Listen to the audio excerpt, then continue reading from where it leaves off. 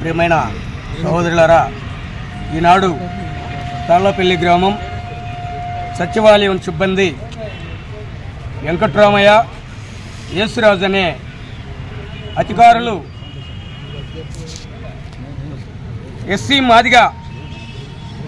కులానికి ఆటంకాలు కలిగే విధంగా, వాళ్ళని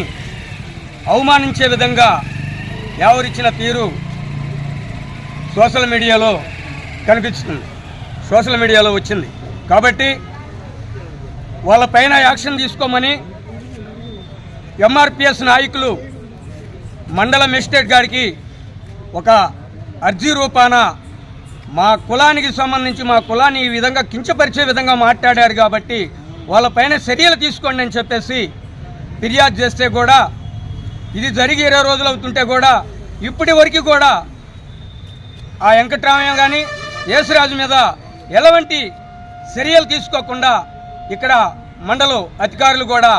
ఆ యొక్క ఇచ్చిన అర్జీల్ని వాళ్ళ దగ్గరే పెట్టుకొని వాళ్ళు